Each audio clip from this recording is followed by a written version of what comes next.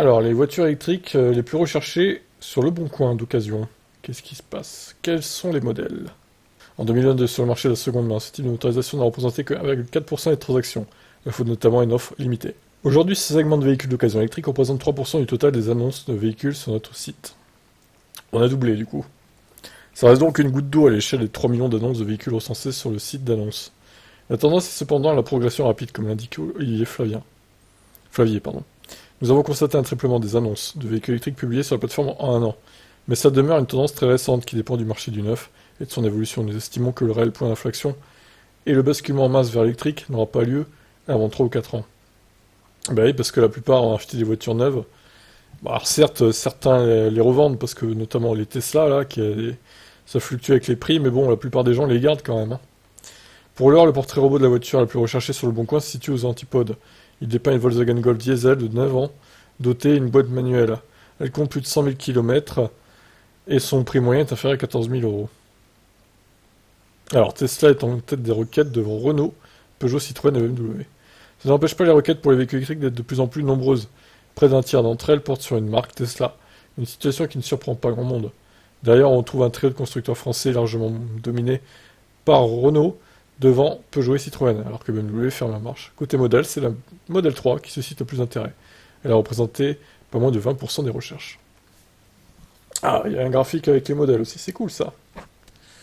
Alors, la Model 3, 20%, Zoé 10, un peu plus, Model S 6, on va dire, Model Y 4, 208, Model X, Leaf 500, Mégane et i3. Ok, pas mal.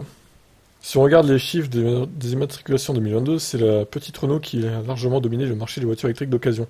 Elle a trouvé 3,5 fois plus d'acquéreurs que l'i208 et 5,5 fois plus que le modèle 3.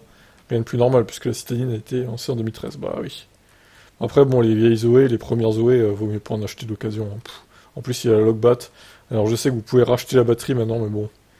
Est-ce qu'il n'y a pas mieux à un prix à peine plus élevé au final?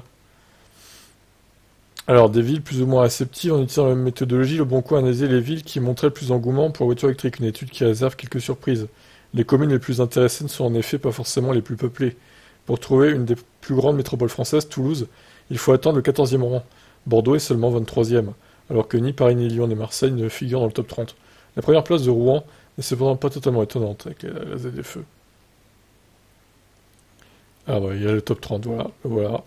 Rouen, Agen, Pau, Arras, Caen 5e quand même. Valence, Dax, Bergerac, Rodez. Ok, d'accord. Bon, bah écoutez, voilà pour cet article, intéressant, hein.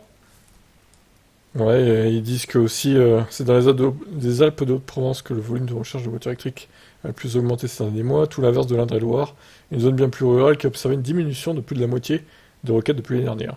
Toute la France ne semble donc pas forcément vouloir se convertir. Bah, ça dépend des mentalités et des moyens de chacun aussi, j'imagine.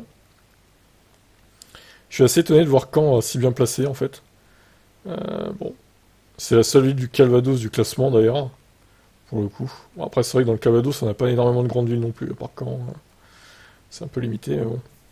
Ouais, ok, bon. Qu'est-ce que vous en pensez de ces statistiques, vous? Je vous laisse commenter.